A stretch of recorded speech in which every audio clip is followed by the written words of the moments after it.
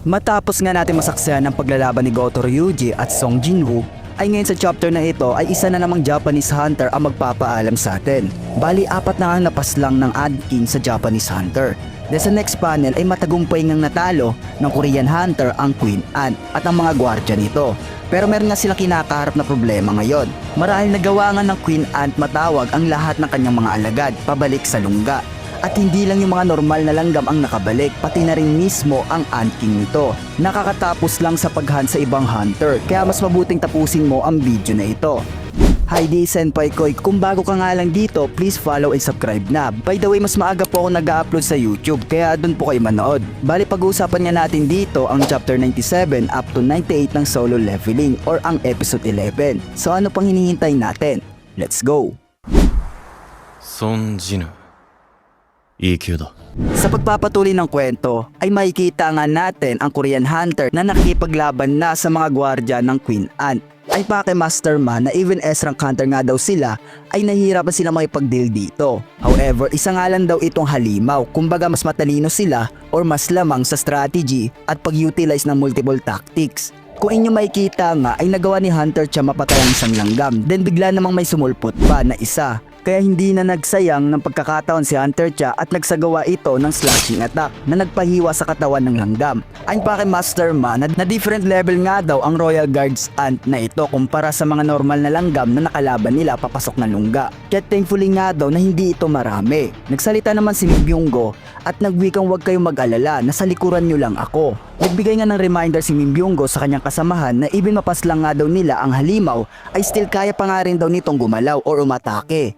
Kaya mabuting puruhan nga daw ito sa mismong mga galamay para hindi na umatake pa. Base pa nga sa mga hunter, yung mga nakalaban nga daw nila ng mga Royal Guards ay mga previous generation or ang unang stage ng mga langgam. So meaning sa pagpasok nga daw nila sa mismong Queen ay makakaharap pa daw nila dito ang second generation or above pa na for sure na mas malakas pa sa previous Royal Guards na naengkwentro ng mga bida natin. Then nung marinig nga ito ni Mimbyunggo ay agaran niya nga binuksan ang kanyang libro upang magsagawa ng tiyan. At sinabing preparado nga daw siya sa ganitong sitwasyon. Kung inyong makikita nga ay nagliwanag ang lahat ng Korean hunter. Bali nagsagawa nga ng tiyan si Mimbyunggo kung saan ay magkakaroon sila ng buff na makakatulong sa kanila sa pakikipaglaban. As you can see nga ay papalapit na rin yung ibang Royal Guards ng Queen Ant para salakayin sila. Then sinabi nga dito ni Mimbyunggo na needed nilang makatalo ng 10 halimaw. Then karagdagan niya pa na wag daw siyang mamaliitin marahil kahit isa nga daw siyang healer, yung power combatant niya nga daw ay hindi nagkakalayo sa isang A-rank hunter.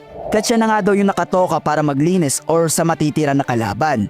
Nag-response naman si Bai Kyunho at pangiting sinabi na pinapatawa mo ba ako? Di namin kailangan ng tulong ng isang healer. Then karagdagan niya pa yung buff na binigay nga daw ni Mimbyunggo sa kanila ay enough na or malaki na yung tulong. Kaya mabuti nga daw na suportahan na lang sila mula sa malayo para hindi na madamay sa labanan. Then sa scene naman ng Japanese hunter kung inyong makikita nga ay pinunta nila Aizawa at Ke ang Team Charlie. Sa kadahilan na hindi nga daw ito sumasagot sa kanilang tawag. Habang tumatakbo nga sila ay bigla na lang silang may napansin sa hindi kalayuan kaya huminto sila dito. Napansin nga nila yung nagkalat na bangkay ng maraming langgam. Then nakita nga ni Aizawa mismo ang glasses ni Fujishima. At doon niya napagtanto na napaslang na ang kanilang mga kasamahan.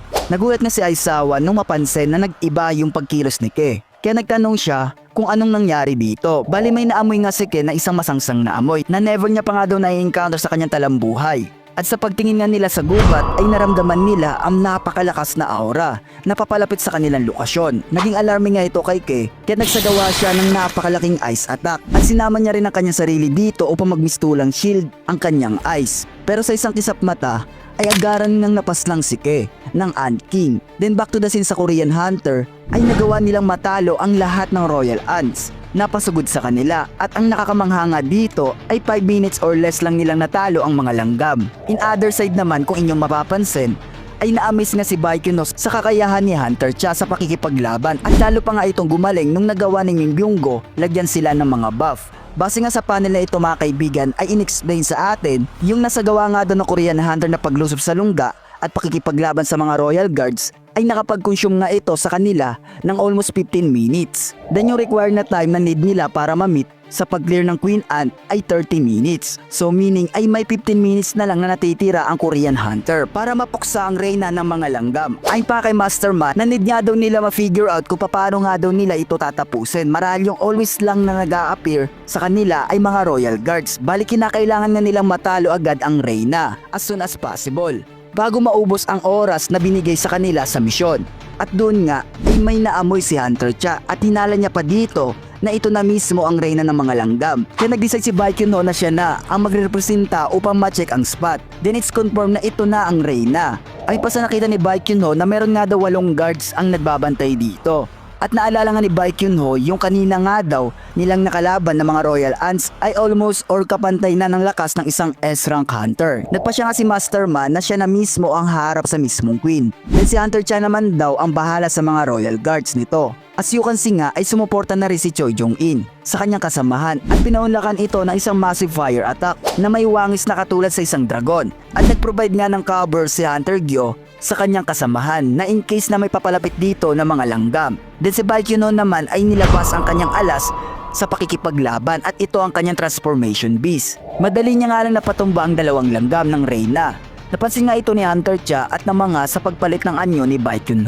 Then on this panel nga ay sumigaw si Master Ma kay Hunter Cha at sinabing ikaw na ang bahala. Baling nire-refer nga ni Master Ma dito yung patungkol sa mga royal guards na sasalakay sa kanya. At doon nga ay nagsagawa ng atake si Hunter Cha kung saan ay tinusok niya ang kanyang sandata sa lupa na nagawang hawin ang lahat ng mga langgam. Ang tawag nga sa atake na iyon ay provoking quake. At nung napansin nga ni Master Ma na tumigil ang mga langgam ay tumakbo na siya upang i-distract ang reyna. Nagulat nga ang cameraman sa kanya na tunghayan na pakikipaglaban ng mga S-rank hunter. Ayon pa sa kanya na lalo nga daw tumaas ang bilang ng mga viewers na 80% kaya't binabalak niyang lumapit pa sa nagaganap na laban ng mga hunter sa reyna ng mga langgam para kahit papaano ay lalo lumaki ang viewers. At sa hindi inaasahan nga ipinigilan siya ni Min Byung-go. At winika nga ni Min Byung-go na napakadelikado nga daw nito. Lalo't ngayon pa lang mag-uumpisa ang totoong pakikipaglaban ng mga hunter. Kumbaga mas mahirap na ito. At doon nga ay napagtanto ng cameraman na even nga daw ang isang S-rank killer ay minabuting magstay put lang sa isang tabi at lumayo sa nagaganap na laban. Kumbaga mas mapapahirap pa ang sitwasyon kung lalapit sila o tutulong. Sa kabilang banda naman ay makikita natin na binobroadcast na yung nagaganap na raid sa Jeju Island. At ang lahat ng mga tao sa Korea ay nanonood gamit ang kanilang cellphone, TV at iba pa. Nasaksihan nga nila na unti-unti nang natatalo ng Korean Hunter ang lahat ng royal guards ng Queen. Kaya tinala pa nila na magiging successful na ang raid. Kung inyong mapapansin nga sa panel na ito ay umiyak ang matanda marahil saksi siya na ilang beses nag-fail ang Korean Hunter sa pag-raid sa Jeju Island. Kaya ayon pa sa kanya na sana nga daw ay maging successful na ang pang-apat na raid na nangyayari ngayon. Kung in case nga na maging successful ang pag-clear sa Jeju Island ay for sure na makikilala ang 2 bansa na nagtulungan dito which is Japan at Korea na mababalita sa buong mundo at mare-recognize ang pag-accomplish nila sa isang S-rank gate. Back to the scene sa mga hunter ng Korea, kung inyong makikita ay nagawa na nga nilang matalo ang lahat ng royal guards ng reyna. At ang reyna na lang ang natitira. However, hindi nga ito basta-basta magpapatalo. Nagawa nga ni Baekhyun masugatan ang galamay nito. At ito ang nagpa-trigger sa reyna upang maglabas siya ng likido mula sa kanyang bunganga. Nagawa nga nito masunog or malusaw yung ibang parteng katawan nila Master Ma at Baekhyun. Then to the rescue naman si Min Byung-go para ihilang kanyang kasamahan mula sa nakakalusaw na likido. Payabang nasabi pa nga ni Min Byung-go sa reyna kung gusto nga daw ng Queen at matalo silang lahat ay kinakailangan nga daw nitong unahin siya. Kaya nag-decide ang reyna na salakayin si Min Byung-go, then to the rescue naman si Master Ma upang salagin ang atake ng reyna. Nagsalita nga si Master Ma na hindi nga daw siya papayag na ganun na lang kabilis na magagawa ng Queen Ant at atakin ng kanilang healer. Nagpakitang gilas nga si Choi Jong-in at sinabing umalis kayo at doon nga ay nag-ipon siya ng maraming amount ng apoy sa kanyang kamay at tinapon ito sa mismong reyna na nagsanhi sa napakalaking pagsabog. Ay pa kay Baekhyun na for sure nga daw na natalo na nila ang reyna sa nasagawa nilang mga atake. Then karagdagan pa dito, sa tagal niya nga daw na experience sa pakikipaglaban, ay mabilis niya nga lang nasisense or nalalaman ang ganitong pangyayari, which is pagtalo sa mga halimaw. Pero sa hindi inaasahan nga ay biglang sumigaw ang Queen Ant sa hindi malaman na dahilan. Nagtaka nga yung ibang hunter kung ano yon. At doon napagtanto ni Baekhyun na isa itong pagsigaw ng halimaw kung saan ay ito na ang huli niyang sandali. Hindi nga ito basta-basta mga kaibigan, marali even ang ibang langgam na na-interrupt yung jamming signal ay nagawa mapasunod ng Reyna at mapabalik sa mismong nest nito. So basically bago mamatay ang Reyna ay nagawa niya pang mag-release ng napakalakas na pagsigaw kung saan ay matatawag niya ang lahat ng kanyang mga langgam. Nagulat na si Goto Ryuji marahil nung makitang lumipad pabalik ang lahat ng mga langgam sa mismong lungga nila. Then makikita nga natin na hiniwa ni Hunter Gyo ang katawan ng Reyna upang matigil ang pagsigaw nito. Ay pa kay Hunter Gyo kung isa na rin ba daw sila na ganap na bansa ang nakayang mag-clear ng isang S-rank gate. However, nagbigay nga ng balita ang Japan na pabalik na nga daw ang lahat ng mga langgam sa kanilang lungga. Kaya't hanggat maaari ay makaalis na sila at hindi dumugin. Naramdaman nga rin ni Choi Jong-in na nasira yung flame prison na ginawa niya. At malaylang saglit lang ay may nakita ang Korean hunters na naglalakad papalapit sa kanila. Pinagpawisan nga si Baekhyun nung matanaw ang halimaw na iyon. Then biglangan sumigaw ang halimaw at naglabas ng nakakatakot na aura at doon magwawakas ang chapter 97 up to 98 ng solo leveling.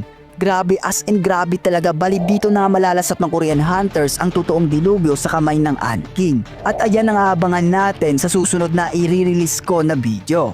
At marami pang mangyari dito. Kaya mas mabuti mag-subscribe na kayo at mag-follow sa channel ko or page. By the way, shoutout nga pala kanila Thirdly Kasubwan, Robert Joseph Ortiga, Nathaniel Saldana, Benzer Ared Katubay. Sa mga gusto magpa-shoutout nga, comment lang kayo sa baba. So ayun lang, this is Senpai Koy. See you in next video.